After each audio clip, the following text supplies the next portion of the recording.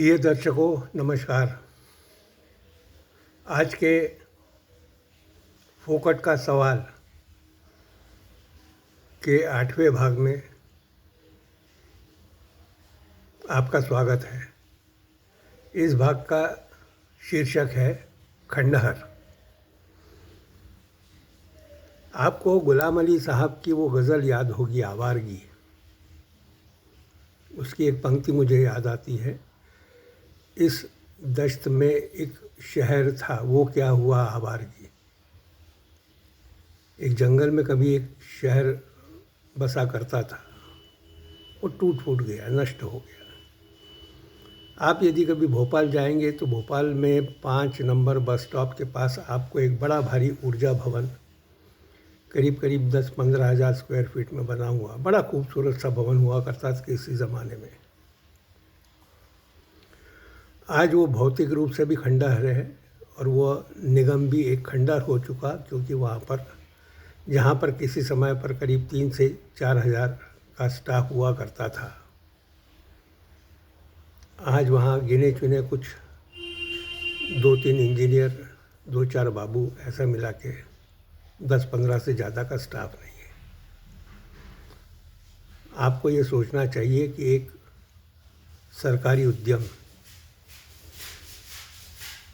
की ये अवस्था क्यों हुई। 1984 में बना हुआ निगम मात्र कुछ वर्षों तक कार्य करने के बाद आज 2025 में ऐसा हो चुका है कि वहाँ का उनका अपना मूल भवन भी एक खंडहर सा प्रतीत होता है। और जहाँ तक इसकी बात है कार्य प्रणाली या कार्यशीलता की या किए जाने वाले कार्य की, वह भी शून्य है। 2-3 इंजीनियर आते हैं, प्रबंधन संचालक अपना सिर दबा के बैठते हैं, सुबह से शाम तक किसी तरीके से अपना समय व्यतीत करते हैं और निकल जाते हैं। प्रिय मित्रों, आपको इस बात की तरफ ध्यान देना पड़ेगा कि यह सब क्यों हुआ। इस अच्छे खासे निगम को खंडहर बनाने का काम तत्कालीन मुख्यमंत्री दिग्विजय सिंह और वर्तमान में फोकट का सवाल कहने वाले कैलाश विजयवर्गीय के संयुक्त प्रयासों का नतीजा है। हम किसी चीज़ को बना नहीं सकते तो हमें बिगाड़ने का भी कोई अधिकार नहीं।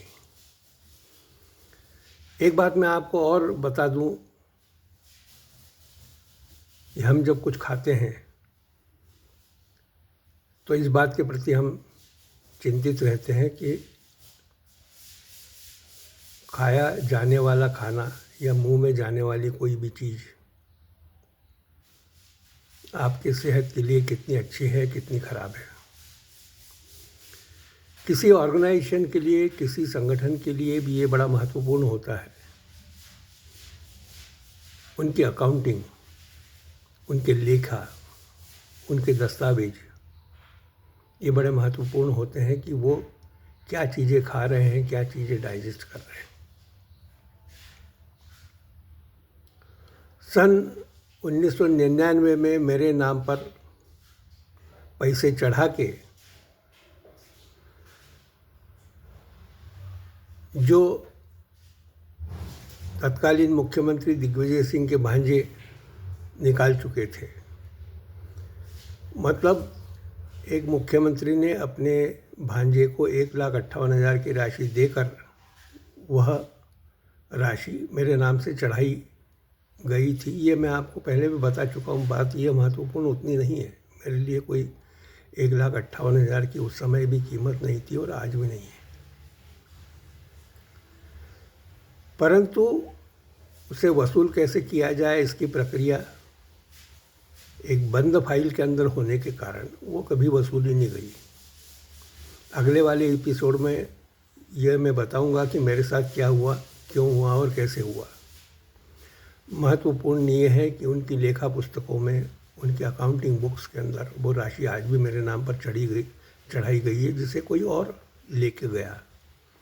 यह एक गलत एंट्री भौतिक रूप से, मनोवैज्ञानिक रूप से वह निगम बर्दाश्त नहीं कर पाया, जिसका नतीजा ये हुआ कि श्रीमान मनोज गोयल के वहाँ से जाने के बाद वहाँ पर जो भी प्रबंध संचालक आया, तात्कालिक रूप से तो कुछ न कुछ काम दिखाता रहा, पर वास्तविक कुछ कार्य वहाँ पर नहीं हुआ।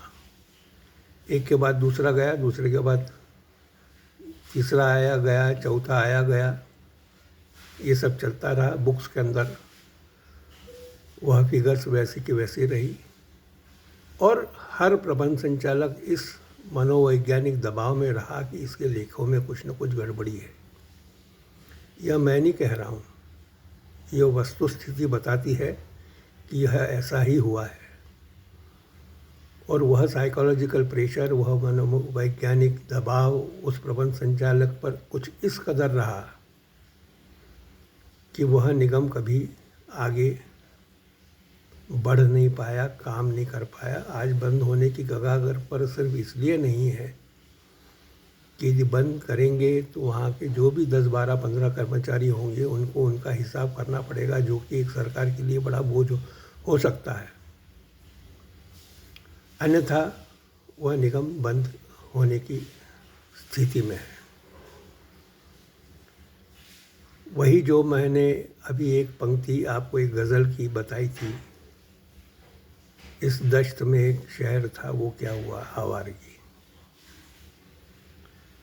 बंधुओं, मुझे अपने साथ क्या घटित हुआ है ये बताने के लिए मैं आपको ये पॉडकास्ट नहीं दे रहा हूँ। जो पॉडकास्ट में दे रहा हूँ ये इंदौर की वर्तमान स्थिति पर है। कल इंदौर में 17वीं मृत्यु हुई। कुछ और फ़ोन मेरे पास आए कि ये हो क्या रहा है इंदौर में, क्या चल रहा है इंदौर में। तो जैसा कि मैं पहले बता चुका हूँ कि जो स्वच्छ इंदौर की जो ब्रांड वैल्यू थी वो आज शून्य हो चुकी है। इसके आगे के पॉडकास्ट में फिर कुछ नई बात हम करेंगे। नमस्कार, धन्यवाद।